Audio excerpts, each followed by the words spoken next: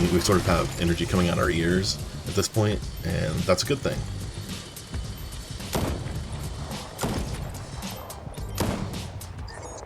Our stadium is... I guess that's still our opponent's stadium. I was thinking we had played the beach court, but they played it down before we even could. But it is making our opponent's life easier, which is certainly not the goal.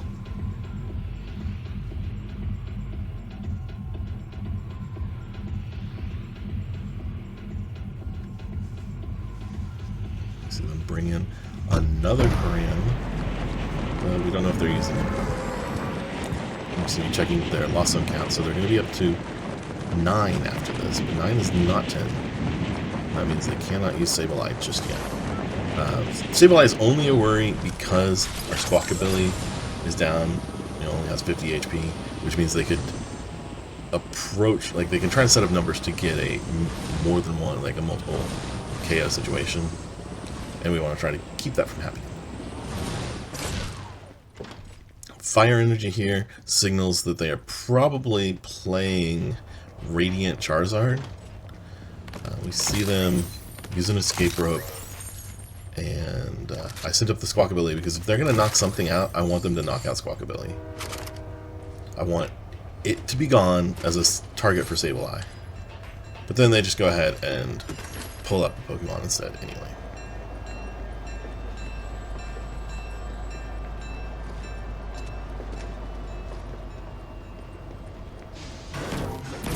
We will, of course, promote our free retreater. Oh, no. I already decided on a plane, I guess. So I was thinking here that I was going to boss's orders up the Cramorant and take 2 prizes on it. But it turns out that isn't how I'm sorry, it turns out that we actually top deck boss's orders. So I was going to use the Forest Sealstone to get it. But we don't even have to do that now. So I still think it would have been better for us to have brought up the free retreater, because you never know what that top deck is going to be, and maybe it could have been something that actually would have changed my mind. I should have allowed for that, but letting it play out the way it has is certainly a-okay.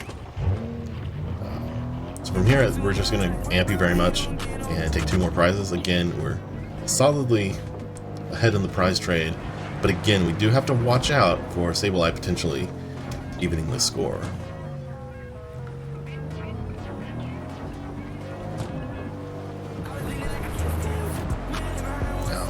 It's also worth noting that Roaring Moon cannot take a knockout on Iron Hands without damaging itself, leaving itself with 30 HP left. So that would pretty much give us the game. I'm sure that's not what they're going to do. Other than that, their avenues for attacking and taking prizes are that Sableye, or if they get Radiant Charizard out and attack with it, of course it would be taking a knockout. They don't have the energy required to make that work. So they decide to go ahead and boss up the Squawkabilly.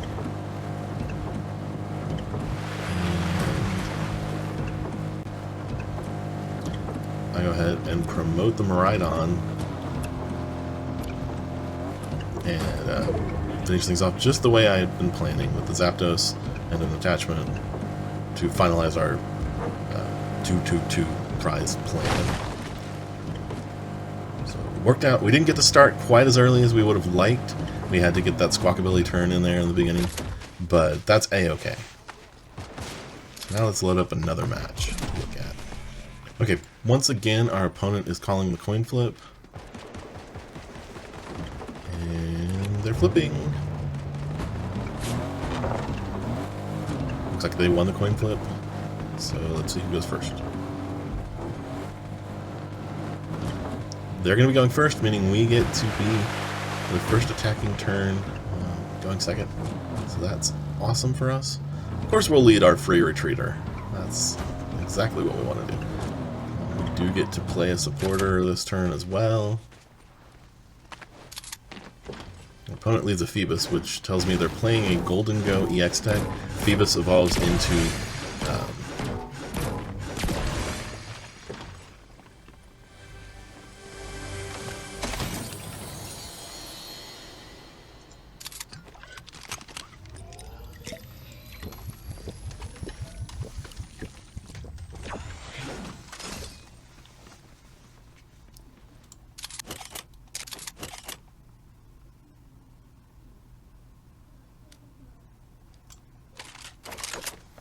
Okay, so our opponent gets the coin flip again, and looks like they're going to call heads. Sometimes I almost don't want to win the coin flip, just so they don't know that I'm choosing to go second. But I definitely will choose to go second if I get the opportunity. Our opponent chose to go first, which is even better. They're not suspecting that we are a deck that is designed around taking knockouts turn 1. We'll of course lead MuEX with the free retreat. We will eventually bench Marie, but not right away. Oh, and our opponent starts a Phoebus. So Phoebus evolves into my Elodic, which is mostly being used right now in Golden Go. The other pieces we're seeing here, the Pokestop, and pretty much all the items we just saw are all Golden Go-esque as well, all things that Golden Go plays. So that's probably what we're playing against. But hopefully that's not even going to matter, and we're just going to win straight away. Just going to attach the EXP shares because I have them, and we're going to get rid of all the cards. So here, we've got Rhydon. We can go ahead and bench the Iron Hands.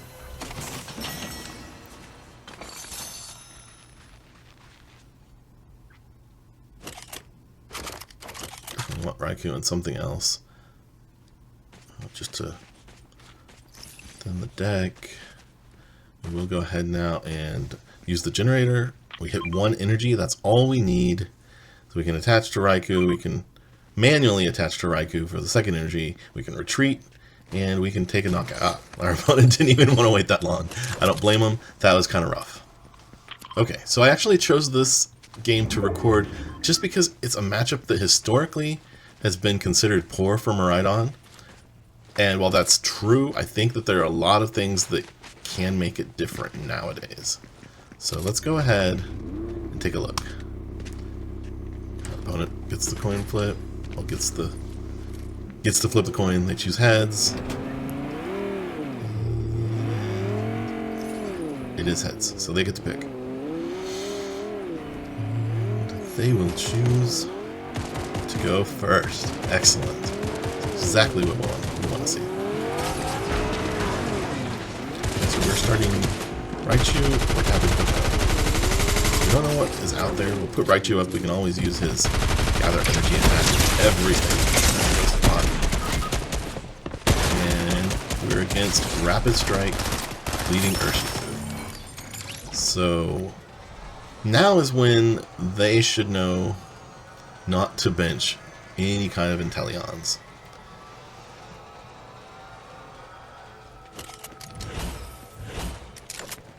See them Ultra Ball. Basically, if they bench an Inteleon, we're probably going to... They get rid of 2 Inteleon VMAX. They know. If they were to bench Inteleons, we can much more easily get that first turn knockout situation going. And we can end up just racing them in prizes much more effectively. So they've Ultra Balled both Inteleon VMAX's away, so there should still maybe be 1 in deck. Looks like they're probably doing a very thorough prize check. And we see Octillery come out. Naturally, they had Remoraid in hand. They're putting down a Medicham, and I think they're doing that exclusively to protect the Remoraid in the case that we play an Escape Rope. I go ahead and put down Tapu Koko, because Tapu Koko could actually be pretty relevant in this matchup. We'll get rid of the Double Turbo and 1 Electric Energy. We're not likely to use Iron Hands this game. But Tapu Koko with the Paralysis attack, that's a different story. Go ahead, we get Squawkabilly to fill our hands with cards. And I'm debating here whether or not to attach to Tapu Koko. We'd really rather try to go for a turn 1 knockout, so I don't attach yet. Go ahead and get Raikou off of the Squawk there. And again, I'm faced with the decision, do we attach energy or not? And again, I'm going to say we don't. What we want to do is get to a Miraidon and a generator. And we want to hit the generator. And then we want to go crazy and take a turn 1 knockout. Do finally get to Miraidon. And before we play the generator, we should go ahead and attaching the EXP share is great. But more important than that, before we do this, we should use our tandem unit to get Flaky. We've got several energy, I'm sorry, get Marie, so we can evolve into Flaky. We have several energy in the discard now. We want to be able to make use of that. We hit 1 energy, and we are heretofore known as a sad panda. But we're not done trying. We're going to go ahead and actually use our Forest Seal Stone to get another electric generator. We have 7 energies left, a 29 card. It'll be a 28 card deck. So about 1 in 4 cards. We should hit at least 1. We could have thinned a little further here. So I'm going to pause it for just a second. We have a Mareep here. We have a Flaffy in hand, but also in deck. We could have Ultra Balled and gotten out the other Flaffy. We could have gotten out Mew. We could have gotten a number of things that would have pulled 1 extra card from the deck to thin further here, make it more likely that we hit 2. But we did hit 2, and that works. So now, with that little bit of extra luck, we are able to take a turn 1 knockout. Part of this is that we were persistent in our attempts to make this happen. And it definitely will pay off in spades, because now our opponent is so far behind, they are unlikely to be able to catch up anytime soon.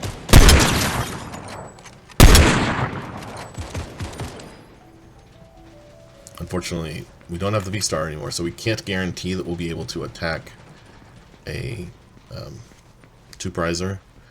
If our opponent puts something up and we don't have any way to gust, we might just end up attacking for 1 prize. Now, if it's 1 prize and it's Octillery, that's great. But if they like stick up an unevolved Remoraid or even an Alakazam, that's not what we're looking for. We did get our other Flaffy off of the Iono, so that's helpful. And we see Octillery doing the Rapid Strike search to find a Rapid Strike card.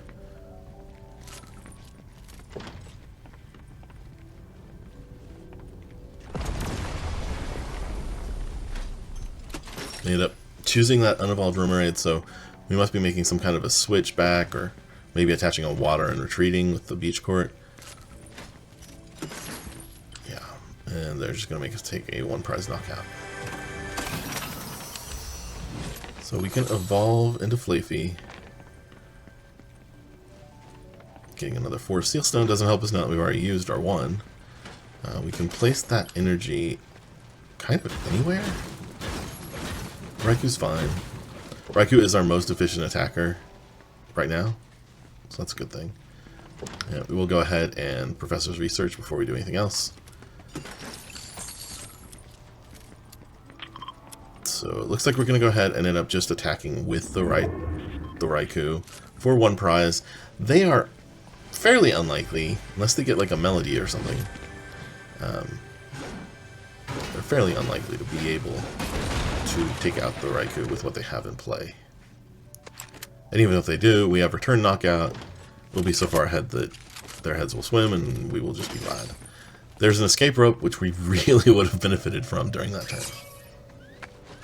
Let's see, multiple generators now. I was holding the generators in case we found ourselves needing to actually try to power up Iron Hands to get multiple prizes on a single prize or on a future turn once they've taken a knockout. It's unlikely to be the case, it's unlikely to be necessary, but we'll see what happens.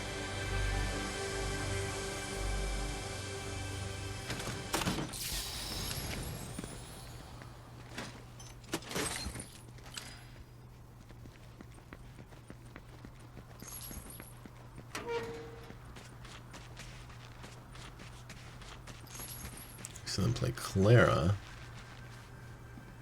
Which will get back 2 Pokemon and 2 water energies, 2 basic energies, but the only basic energies they play is water. We do see Urshifu come out again, and Remoraid. So this should mean that they can't even get a knockout here, since they didn't do any extra attachments. Just looking I don't see where they can really do much of anything. If they come up and they Gale Thrust, they will be hitting us for all of 60 damage. And that's not very worrisome. Instead, they just pass. Okay, so we can go ahead and Dynamo put an energy on really either Pokemon. Or we can just do one of each, that works too. And I think that our play here is to gust up the Urshifu, because it's the most dangerous thing they have on their field. And then, oh, definitely need a fleet-footed. I bet we'll use our free retreat and just take it out again with Miraidon. So from here, I think no matter what they do, we can seal the game up and take a knockout against anything they have next turn. We've got, even if Miraidon goes down, we'll have 4 energies in play. And that's 240 damage, or actually, so assuming we attach 2 Raichu, that would be 240 damage. It'd actually be 200 and like 300 damage, since we'd have to attach as well. And then with the EXP share, that bumps it up another 60. So we can do 360 damage next turn. So yeah, we definitely will get our final knockout, our final prize next turn.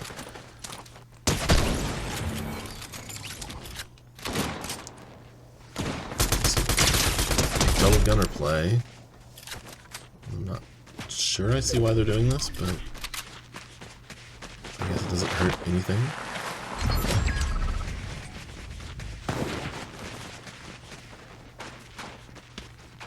Oh, Radiant Alakazam. Okay, I see where this is going. Yeah, okay, they have Rapid Strike energy. They're going to retreat into the Medicham. They're going to use Radiant Alakazam to move 20 damage up to the Miraidon and then hit us for weakness, and that 100 becomes 200. They get the knockout with Medicham. Unfortunately, it's not a Yoga Loop knockout, so they will not get an extra turn, which means we definitely do have game. We'll go ahead and take an energy. And I mean, we can just attack with Raichu, but that requires us clicking away energy and whatnot. That's kind of annoying. So I'm just going to go ahead and Escape Rope, knock something else out so we don't have to sit there and click all the energies that we're discarding off of all the different Pokemon.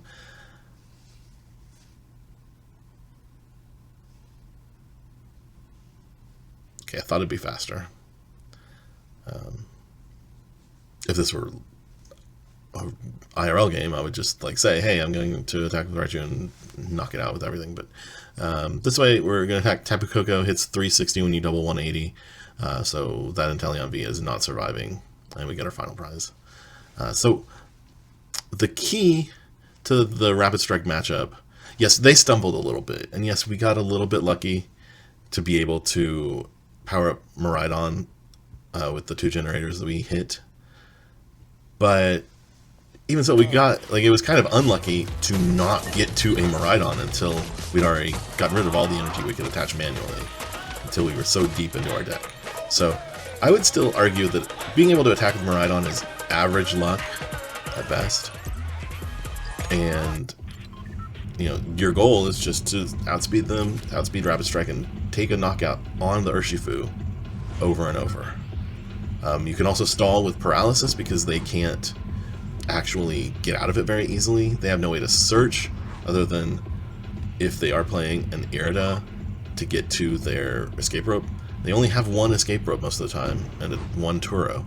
So the Paralysis can really stick and can really hurt them, which means the Tapu Koko, even if they've just gotten a big knockout with Urshifu VMAX, Tapu Koko's Paralysis, then followed up by something else, can very often come through and take that knockout.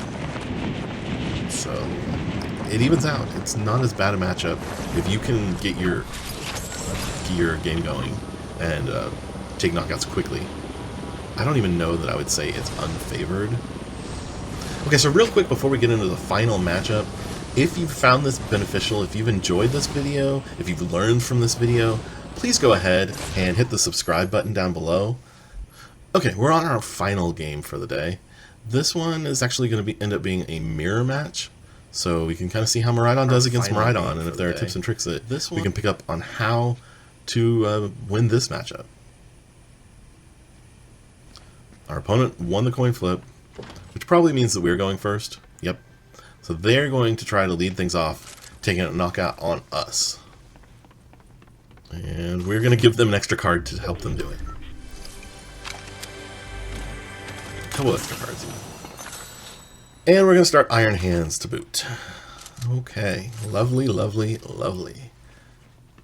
So we have 2 electric generators in hand, which means that I don't think we can afford to squawk this early. So we're going to get rid of a research, we're going to get rid of a boss's orders. So I want to guarantee the manual attachment, and I want to play the generators. We will get Miraidon down, we will use Tandem Unit, and from here we'll definitely pull out a couple meaningful Pokemon. I decided to go ahead and get another Miraidon and a Mareep, and then off of the next Miraidon, we'll get a couple more Pokemon.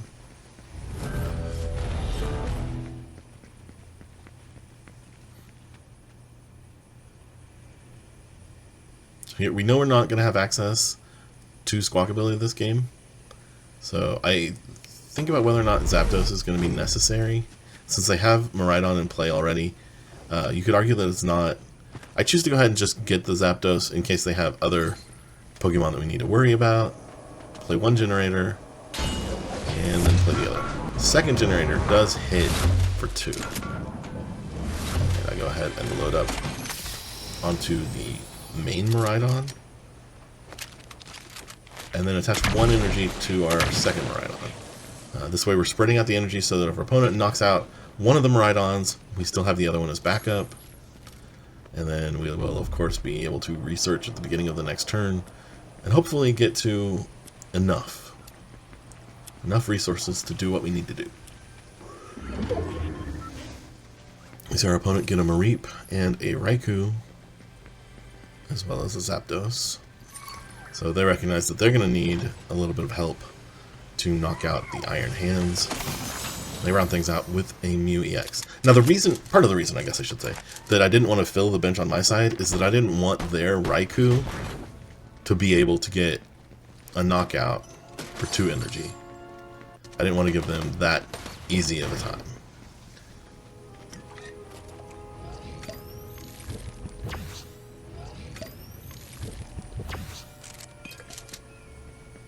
We do see the generator come through. And they hit 2 energy.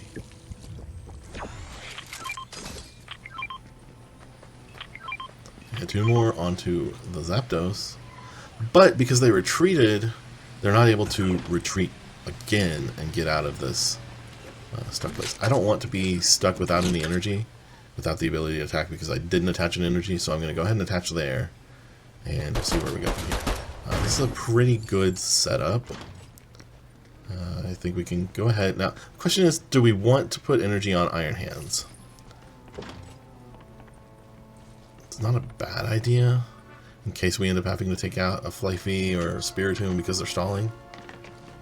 We might even want to take out their Zapdos next turn. So, that in mind,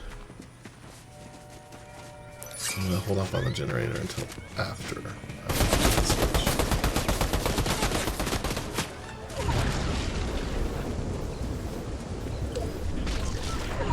I think the correct play is to switch into Iron Hands, then play the generator, and then choose what we're doing with Dynamotor. So I messed up there a little bit. It's definitely better to play the switch first, since we know what we're attacking with.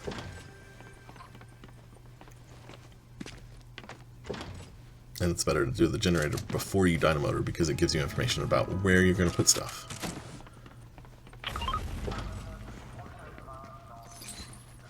And I'll go ahead and just use the Photon Blaster attack. Again, wanting to make it harder on them. They're going to have to attack with their 3 energy attacker in Miraidon. And I won't necessarily have to use an attacker of comparable value. So if we knock out their Miraidon, then they're going to be in trouble trying to hit that 220 number. They have to power up another Miraidon.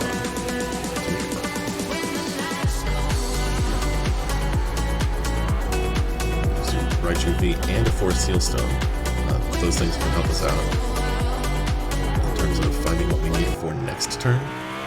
See an EXP share come into play for our opponents, and they plop down a Path to Peak. So we're not going to be able to get another Pokemon out with Miraidon, but we also aren't going to need it. We have the guaranteed knockout here. We have Boss's Orders if we want to use it, but I don't see any reason why we do. We can use Flaffy now. I'd probably go ahead and put an energy on the Raichu, and then also one on Iron Hands. So either way we do that is fine. Oh, we can't do the right. Okay, so I think that was a slight mistake, powering up the Raichu, or the Iron Hands instead of the Raichu. I'd like to have one energy in both places, but it may be fine. I guess with the Forest Seal Stone, we're always guaranteed that we can get 2 energies next turn.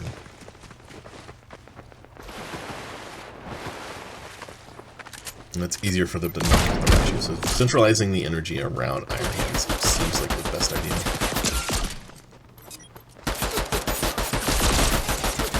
We see that our opponent will be able to attack. Well, they have the energy to attack with Miraidon to get a return knockout. However, they have to get into the active to attack.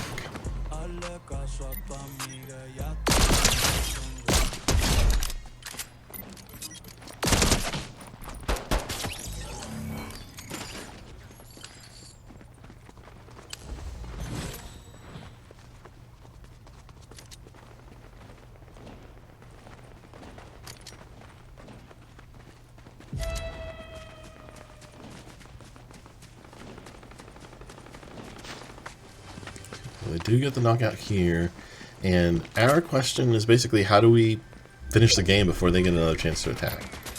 We have to promote. We need to do something with a single retreat cost. That generator is helpful, for sure. I think mentioning the Tapu Koko first is the best idea in case we're completely with it.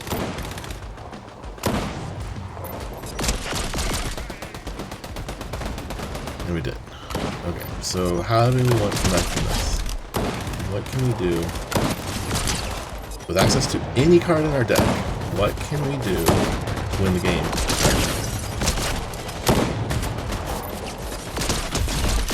Star Alchemy. I think we have to research. I agree. Research. Do get a Beach Court for retreat, and we get a Raichu V onto the bench.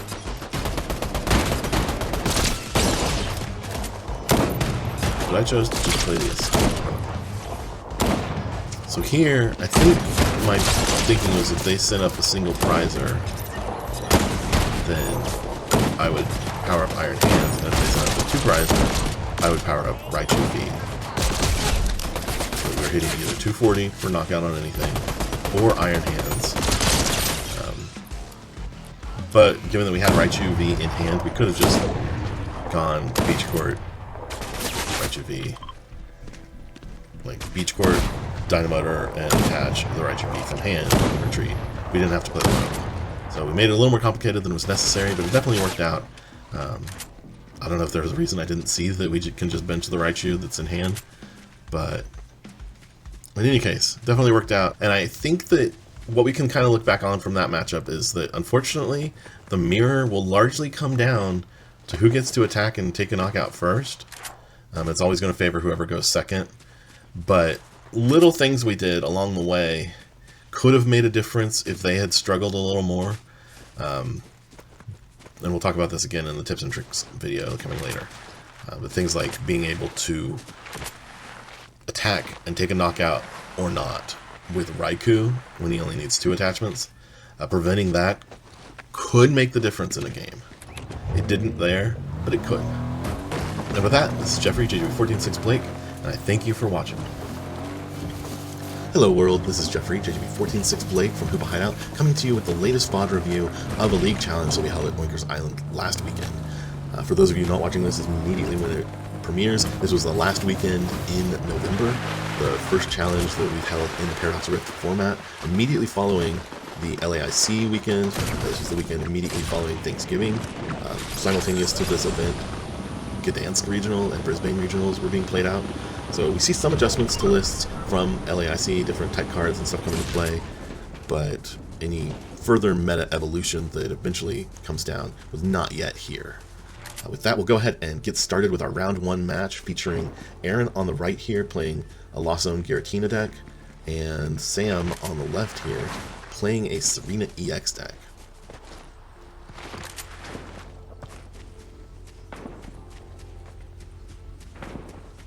So we see Sam starts off drawing a Serena EX for turn, playing an Ultra Ball and discarding a Panic Mask, and I think that, I'm not sure what the other card there is.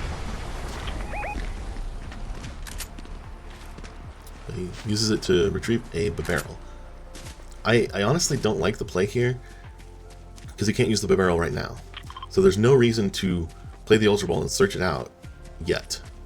And we're discarding resources. What if he has a card that comes up that would have been better to discard? What if he finds a use for one of the cards he discarded on the next turn?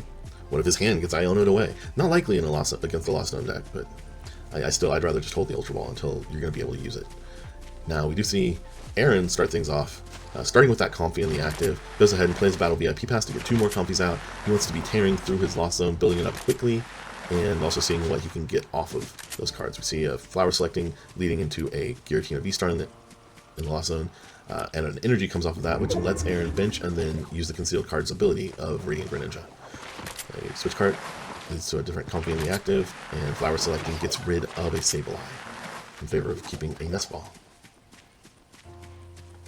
The Nest Ball gets played, and we'll see a Giratina come down into the active, or onto the bench. Based on little bits of what I saw in Aaron's hand, I think we may see, let's see, do we just have, yeah, okay. I was trying to determine is there enough switching cards to make sense to try to get another Comfy going, or if he was just going to attach to the Giratina V. That's what he chose to do, and now he's using the Abyss Seeking attack to look at his top 4 cards and send 2 to the Lost Zone while adding the other 2 to his hand. Choosing the Lost Zone Boss's Orders and a Water Energy. We see Sam over here go ahead and evolve up into that barrel, and we see another Ultra Ball get played. Discard another Panic Mask and the De-Evolution TM. We see a Vanillite come down, and that reveals exactly the makeup of this Serena EX deck. So what this deck is seeking to do, for 1 energy, Serena EX can attack any Pokemon on Aaron's side of the field and do add enough damage counters to them that they have only 30 hit points remaining. Now, the Vanillite can evolve into a Vanillite that prevents any Pokemon with 30 HP or less from attacking. So the 2 comboing together can aim to shut down a lot of decks. That said, Aaron plays enough switching cards, and specifically switching carts, that he can often heal enough damage to make that a non-issue. We do see a Hisuian Heavy Ball get played on Sam's side, and he's able to retrieve a second Bonsweet. Bonsweet goes down onto the bench. We see another Nest Ball played down as well. This will retrieve... looks like another Vanillite. So, given that we've seen Water Energies played on Sam's side, I'd kind of like to see that Manaphy come into play, protecting our benched Pokemon, because it looks pretty vulnerable, and if Aaron can get another 3 cards into the Lost Zone, that's just 1 Flower Selecting combined with 1 Colorus, he'd be off to the races with the Radiant Greninja attacking and taking out multiple benched Pokemon. So like I say, with that in mind, I'd like to see a Manaphy come down there. Looks like Sam is trying to make up his mind about where he's going to go here. kind of don't see any plays available for him. He is choosing to bring up the Radiant Greninja, and this is a little bit dangerous, because now Aaron is that much closer to being able to attack with that Radiant Greninja. You see a water energy in Aaron's hand, but he is going to have to do some more Lost Zone action with Flower Cycle before he can get it. You see Cramorant come down, adding to that Kirakini. So even if Aaron isn't able to pull off the Greninja play now, having attached that Jet Energy, he probably can't. He definitely can do what is happening with being able to spin and instantly knock out Sam top decks the rare candy here, so he will be able to evolve into Serena EX using that energy surge to go ahead and get a grass energy into the hand out, straight out of the deck.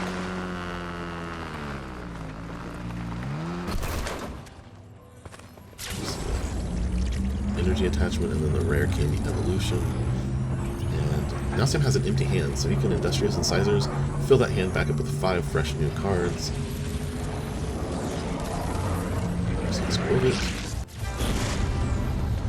has a Nest Ball in hand too. Will he play? Yes, he's going to go ahead and play it. Again, I'd like to see that Manaphy come into play here because the board is looking very enticing. And now we're full, which means that there's no Manaphy coming down until something gets knocked out. And that sounds like prime Radiant Greninja territory.